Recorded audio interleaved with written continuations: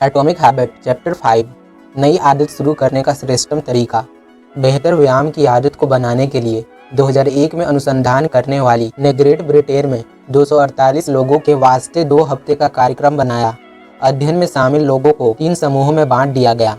पहला समूह नियंत्रित था, उनसे सिर्फ यह कहा गया कि वे यह देखें कि वे कितनी बार व्यायाम करते हैं। दूसरा प्रेरक समूह था, उनसे कहा गया कि उन्हें केवल वर्कआउट को ही नहीं देखना है बल्कि व्यायाम के लाभों के बारे में भी पढ़ना है। अनुसंधानकर्ताओं ने इन्हें यह भी समझाया कि किस तरह से व्यायाम से दिल की बीमारी के जोखिम को कम कर सकते हैं और दिल की सेहत को सुधार सकते हैं। अंतिम तीसरे समूह के लिए वही प्रस्तुति रही जो दूसरे समूह के लिए थी, ताकि यह सुनिश्चित हो सके कि प्रेरणा का स्तर उतना ही बना रहे। हालांकि उन्हें कहा गया कि वे एक प्लान के तहत बताएं कि कब और कहां अगले हफ्ते एक्सरसाइज की जाए। खास तौर पर तीसरे समूह के हर सदस्य ने इसके आगे का वाक्य पूरा कर दिया। अगले हफ्ते में कम से कम 20 मिनट का कठोर व्यायाम करूंगा, इस दिन और इस समय और इस स्थान पर। पहले और दूसरे समूह के करीब 35 से 38% लोग ने हफ्ते में एक दिन व्यायाम किया। दिलचस्प बात यह रही कि प्रेरक प्रस्तुति से दूसरे समूह के व्यवहार में कोई अर्थपूर्ण बदलाव नहीं देखने को मिला, लेकिन 91% लोग जो तीसरे समूह के थे उन्होंने हफ्ते में एक दिन सामान्य से दोगुना व्यायाम किया। उन्होंने जो वाक्य लिखा उसको अनुसंधानकर्ता क्रियान्वयन की मंशा कहते हैं, जो एक प्रकार से यह बता देता है कि कब क्या करना है और कहाँ करना है। इस प्रकार से आप किसी विशेष आदत को अमल में लाने की इच्छा रखते हैं। संकेत जो किसी आदत की शुरुआत करते हैं वे व्यापक स्वरूपों में आते हैं, जैसे जेब में फोन बजने का एहसास, चॉकलेट चिप कुकीज की खुशबू, एम्बुलेंस के सायरनों की ध्वनि। लेकिन इनमें 2 सबसे ज्यादा सामान्य संकेत होते हैं, समय और स्थान। क्रियान्वयन की मंशा इन दोनों संकेतों का इस्तेमाल करती है। व्यापक रूप से कहा जाए तो क्रियान्वयन की मंशा को रचने का फॉर्मेट होता है, जब एक स्थिति आती है तो मैं वाई रिस्पॉन्स दूंगा। सैकड़ों अध्ययन बताते हैं कि क्रियान्वयन की मंशाएं लक्ष्यों पर टिके रहने के लिए प्रभावी होती है, चाहे इस बात का सटीक समय और तिथि लिख कर रखनी हो कि आपको किस दिन फ्लू का टीका लगाना है या आंतों की जांच के लिए कोलोनोस्कोपी के अपॉइंटमेंट के समय को दर्ज करना है। इससे इस बात के अवसर बढ़ जाते हैं कि लोग रिसाइकलिंग करने, पढ़ने, जल्द सोने या सिगरेट पीना छोड़ने की आदतों से जुड़े रहेंगे। शोध करने वालों ने यहाँ तक पाया है कि जब भी लोगों से क्रियान्वयन की मंशाओं से संबंध प्रश्नों को पूछा जाता है तो मतदान का प्रतिशत बढ़ जाता है। ऐसे प्रश्न पूछे जाते हैं, आप किस मार्ग से मतदान केंद्र तक जाएंगे, आप किस समय जाने का प्रोग्राम बना रहे हैं, किस बस से वहां जाने वाले हैं। सरकार के अन्य सफल प्रोग्रामों ने लोगों को सही समय पर टैक्स भरने की स्पष्ट प्लानिंग करने को प्रेरित किया है या लोगों को मार्गदर्शन प्रदान किया है कि कब और कहां विलंब से ट्रैफिक बिल्स भरे जा सकेंगे। पंच लाइन साफ है, जो लोग विशेष रूप से यह योजना बना लेते हैं कि कब और कहां वे नई आदत के अनुसार काम करेंगे तो उनके इसका पालन करने की अधिक संभावना रहती है। इन मूल बातों का पता लगाए बिना अनेक लोग अपनी आदतें बदलने की कोशिश करते हैं। हम खुद से ही कहते हैं, मैं सेहतमंद भोजन करूंगा या मैं ज्यादा लिखूंगा, लेकिन हम यह नहीं कहते कि कब और कहां पर ये आदतें साकार होगी। हम इसे अवसर और उम्मीद के हवाले कर देते हैं कि हमें यह करने की याद रहेगी या फिर उचित समय आने पर आप प्रेरित अनुभव करेंगे।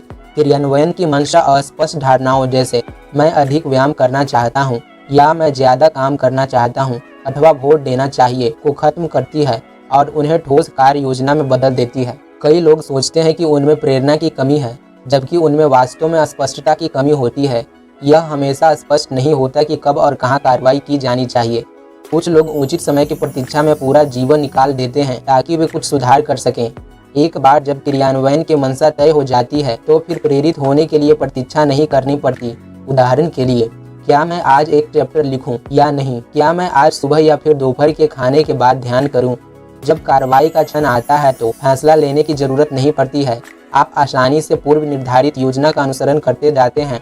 अपनी आदतों में इस रणनीति को लागू करने के लिए इस वाक्य में रिक्त स्थानों को भरें। मैं फिल इन द ब्लैंक्स, व्यवहार को तय फिल इन द ब्लैंक्स, समय पर नियत फिल इन द ब्लैंक्स स्थान पर करूंगा। ध्यान, मैं सुबह 7 बजे 1 मिनट के लिए रसोई में ध्यान करूंगा या करूंगी। पढ़ाई, मैं संध्या को 6 बजे 20 मिनट तक अपने शयन कक्ष में स्पेनिश पढ़ूंगा या पढ़ूंगी। व्यायाम, मैं संध्या 5 बजे 1 घंटे तक स्थानीय जिम में व्यायाम करूंगा या करूंगी। विवाह, मैं सुबह 8 बजे अपनी जीवन संगनी के लिए रसोई में चाय बनाऊंगा या बनाऊंगी। यदि आप इस बात को लेकर निश्चित नहीं है कि आदत को कब से शुरू करें, तो किसी हफ्ते, माह या फिर वर्ष के पहले दिन ऐसा करने की कोशिश करें। इस बात की संभावना ज़्यादा रहती है कि लोग उस समय कदम उठाएं, क्योंकि उस समय आशा समानता ज़्यादा होती है। यदि हमें आशा है तो हमारे पास काम करने का कारण होता है। नई शुरुआत हमेशा प्रेरित करती है। क्रियान्वयन की मंशाओं का एक अन्य लाभ भी होता है। आप क्या चाहते हैं और कैसे उसे हासिल करेंगे, इसके बारे में स्पष्ट होने से आपको उन चीज़ों को ना कहने में मदद मिलती है जो आपकी प्रगति को पटरी से उतार देती है, आपका ध्यान भंग करती है और आपको मार्ग से भटका देती है। कई बार हम छोटे से निवेदन को भी हाँ कह देते हैं क्योंकि हमें स्पष्ट नहीं होता है कि हमें करना क्या है। जब आपके सपने धुंधले रहते हैं तो पूरे दिन छोटे छोटे बहानों को तर्कसंगत मानना आसान हो जाता है और हम कभी भी सफलता के लिए जरूरी चीजों की ओर स्पष्ट नहीं हो पाते हैं। आपकी आदतों को कुछ समय और गुंजाइश दें ताकि वे बनी रह सके। लक्ष्य का अर्थ समय और स्थान को स्पष्ट करना है। आदत को बार बार दोहराने से उस स्थिति में भी आपके भीतर सही समय पर सही कदम उठाने की तीव्र इच्छा पैदा होती है जब आप कह भी नहीं सकते कि ऐसा क्यों है। लेखक जेनसन ज्वाइंग का कथन है, स्पष्ट रूप से जब तक आपके पास विचार की सजगता नहीं होगी आप वर्कआउट नहीं कर सकते। लेकिन जैसे एक कुत्ता ललायित होने पर लार टपकाने लगता है, ठीक वैसे ही आपकी भी सामान्य तौर पर वर्कआउट के वक्त बेचैनी हो सकती है। अपने जीवन एवं काम में क्रियान्वयन की मंशा को प्रयोग में लाने के कई तरीके हैं। स्टैनफोर्ड में प्रोफेसर रहे बीजे फॉग से मैंने एक तरीका सीखा जिसे मैं आदतों को क्रमबद्ध करना कहता हूँ और यह मेरा पसंदीदा उपाय है। आदतों को क्रमबद्ध करना, अपनी आदतों को पूरी तरह से बदलने का आसान उपाय। फ्रांसीसी दार्शनिक डेनी दिदरो पूरे जीवन गरीबी में रहे, लेकिन 1765 में एक दिन सब बदल चुका था। दिदरो की बेटी की शादी होने जा रही थी और वह उस शादी का खर्च भी वहन नहीं कर सकते थे। धन की कमी के बाद भी दिदरो को उस समय के विश्वकोश एनसाइक्लोपीडी के लेखक और सह संस्थापक के रूप में उनकी भूमिका के लिए जाना जाता था। जब रूस की महारानी कैथरीन द ग्रेट ने दिदरो की वित्तीय परेशानियों के बारे में जाना तो उन्हें दुख हुआ। वह पुस्तक प्रेमी थी और उनको विश्वकोश बेहद पसंद आया। उन्होंने दिदरो की निजी लाइब्रेरी को 1000 पाउंड में खरीदने की पेशकश की, जो आज के हिसाब से $1.5 लाख से भी ज्यादा है। अचानक दिदरो के पास बहुत धन एकत्र हो गया। उन्होंने न केवल बेटी की शादी में खर्च किया बल्कि खुद के लिए भी एक लाल पोशाक खरीदी। दिदरो का परिधान बहुत सुंदर था, इतना सुंदर था कि उनके आसपास की अन्य चीजें उस परिधान की तुलना में कमतर लग रही थी। उन्होंने लिखा कि उनके वस्त्र और उनके पास जो अन्य चीजें थी उनमें कोई तालमेल नहीं था, न ही सुंदरता थी। लाइब्रेरी के लिए दिदरो को पैसे देने के साथ ही कैथरीन द ग्रेट ने उनसे यह कहा कि वे पुस्तकों को अपने पास रखे, जब जरूरत होगी तब वे पुस्तकें ले लेंगी। दिदरो लाइब्रेरियन के रूप में भूमिका निभाए एवं इसके लिए उन्होंने वार्षिक वेतन देने की पेशकश भी की। दिदरो में जल्द तीव्र इच्छा पैदा हुई कि उनके पास जो चीजें हैं उन्हें भी अपग्रेड किया जाए। उन्होंने अपने कालीन को दमिश्क से लाए गए कालीन से बदल दिया। उन्होंने महंगी मूर्तियों से अपने घर को सजाया। उन्होंने चूल्हे के ऊपर रखने के लिए कांच खरीदा और एक बेहतर किचन टेबल खरीदा। उन्होंने अपनी पुरानी बेत की कुर्सी को हटाकर चमड़े की कुर्सी खरीद ली। जिस तरह से डोमिनोज एक के बाद एक गिरते हैं, उसी तरह से उन्होंने एक के बाद एक चीजें खरीदी। दिदरो का व्यवहार असामान्य नहीं था। वास्तव में एक चीज के बाद दूसरी चीज खरीदने की प्रवृत्ति को दिदरो इफेक्ट कहते हैं। दिदरो इफेक्ट के अनुसार नई नई चीजों को खरीदने से अक्सर खपत की सर्पीली रेखा बन जाती है। इससे व्यक्ति और खरीदारी करने लगता है। इस पैटर्न को कहीं भी देखा जा सकता है। आप वस्त्र खरीदते हैं तो नए जूते लेते हैं और उसी को मैच करती हुई हेयरिंग रिंग भी लेते हैं। आप सोफा लेते हैं तो आप लिविंग रूम की पूरी सजावट पर सवाल उठाने लगते हैं। आप अपने बच्चे के लिए खिलौना लेते हैं तो और उसकी एसेसरीज को भी बदलने लग जाते हैं। यह खरीद की श्रृंखला है। अनेक मानव व्यवहार इसी चक्र का अनुसरण करते हैं। जो आपने हाल ही पूरा किया है उसी के आधार पर आप अक्सर तय करते हैं कि आगे क्या करना है। बाथरूम जाने के साथ हाथों को धोना और उन्हें सुखाने का ध्यान आता है, जो आपको याद दिलाता है कि खराब और गंदे टॉवल को धोना है। तो आप डिटर्जेंट को भी खरीदारी की सूची में डाल लेते हैं और इस तरह से कई चीजें जुटती जाती है। कोई भी व्यवहार एकाकी नहीं रहता है। हर कार्य में अगले व्यवहार का एक संकेत रहता है। यह महत्वपूर्ण क्यों है? जब नई आदतों को बनाने की बात आती है तो आप अपने फायदे के लिए व्यवहार की कड़ियों को जोड़कर देख सकते हैं। नई आदतों को बनाने का सबसे अच्छा उपाय है कि आप एक वर्तमान आदत को पहचान लीजिए जिसे आप प्रतिदिन करते हैं और फिर नए व्यवहार को सबसे ऊपर ले जाएं। इसे ही आदतों को क्रमबद्ध करना कहते हैं। आदतों को क्रमबद्ध करना क्रियान्वयन की मंशा का विशेष स्वरूप है। नई आदत को कैसे किसी विशेष समय और स्थान से जोड़ने की बजाय आप नई आदत को वर्तमान आदत से जोड़ देते हैं। यह पद्धति किसी भी आदत के स्पष्ट संकेत के लिए उपयोग में लाई जा सकती है। इस पद्धति का सृजन बीजे फॉग ने अपने टाइनी हैबिट प्रोग्राम के तहत किया था। आदतों को क्रमबद्ध करने का फॉर्मूला। इसके रिक्त स्थान वर्तमान आदत के पश्चात मैं रिक्त स्थान नई आदत का पालन करूंगा। उदाहरण के लिए ध्यान। हर सुबह अपने कप में कॉफी डालने के बाद मैं 1 मिनट ध्यान लगाऊंगा। व्यायाम। जैसे ही मैं काम से आने के बाद अपने जूते उतारूंगा, वर्कआउट के कपड़े पहनकर व्यायाम करूंगा। कृतज्ञता। जब रात में मैं भोजन के लिए बैठूंगा तो मैं एक बात कहूंगा कि आज का दिन जैसा निकला उसके लिए मैं आभार व्यक्त करता हूँ। विवाह। जब मैं रात में बिस्तर पर जाऊंगा तब अपनी जीवन संगिनी को चुंबन दूंगा। सुरक्षा। जब मैं दौड़ने के जूते पहनूंगा तो मैं अपने मित्र या परिवार के सदस्यों को मैसेज भेजूंगा कि मैं दौड़ लगाने जा रहा हूं और उसमें कितनी देर लगेगी। अपने इच्छित व्यवहार को हर दिन किए जाने वाले कार्य के साथ जोड़ना ही उसकी कुंजी है। एक बार जब आप इसके बुनियादी ढांचों में महारत हासिल कर लेते हैं तो आप कई छोटी छोटी आदतों की श्रृंखला को एक साथ क्रमबद्ध कर सकेंगे। इससे आप उस स्वाभाविक गति का फायदा उठा सकेंगे जो एक व्यवहार से आकर दूसरे की ओर बढ़ती है। यह डिड्रो इफेक्ट का सकारात्मक पहलू है। आदतों को क्रमबद्ध करना। आदतों को क्रमबद्ध करने से किसी पुरानी आदत को बनाए रखते हुए नई आदत को सबसे ऊपर रखने की संभावना बढ़ जाती है। यह प्रक्रिया अनेक आदतों की श्रृंखला को एक साथ रखने से दोहराई जा सकती है। हर आदत अगली आदत के संकेत के तौर पर काम करती है। सुबह की आपकी आदतों को क्रमबद्ध करना इस प्रकार लग सकता है। सुबह कप में कॉफी भरने के बाद मैं 60 सेकंड तक ध्यान के लिए बैठूंगा। ध्यान में 60 सेकंड बिताने के बाद मुझे दिन भर में क्या करना है उसके बारे में लिखूंगा। दिन में क्या करना है उसे लिखने के बाद तत्काल मैं पहले काम पर आ जाऊंगा। या आदतों को इस तरह से संध्या में क्रमबद्ध करने की कल्पना करें। डिनर खत्म करने के बाद मैं अपनी प्लेट सीधे डिश वॉशर में रखूंगा। अपने डिश को उसमें रखने के तत्काल बाद मैं काउंटर साफ कर दूंगा। काउंटर साफ करने के बाद मैं सुबह के लिए कॉफी का कप तैयार करके रख दूंगा। अपने रोजमर्रा के कामों में आप नए व्यवहार को भी शामिल कर सकते हैं। उदाहरण के लिए आपका सुबह का रूटीन ऐसा है: उठना, बिस्तर ठीक करना, नहाना। मान लीजिए आप हर रात ज्यादा पढ़ने की आदत को विकसित करना चाहते हैं। इसके लिए आपको आदतों के क्रम को बढ़ाना होगा जो इस तरह का हो सकता है: उठना, बिस्तर ठीक करना, अपने तकिए के नीचे एक पुस्तक रख देना और नहाने जाना। अब आप रात को बिस्तर पर पहुंचेंगे तो लुत्फ लेने के लिए पुस्तक आपकी प्रतीक्षा में होगी। कुल मिलाकर आदतों को क्रमबद्ध करना आपको कुछ सरल नियम बनाने की गुंजाइश भी देता है जिनसे आप भविष्य के व्यवहार के प्रति तैयार हो सकते हैं। इसका मतलब यह है कि अगला कार्य कौन सा होगा, इसकी कार्य योजना पहले से आपके पास होगी।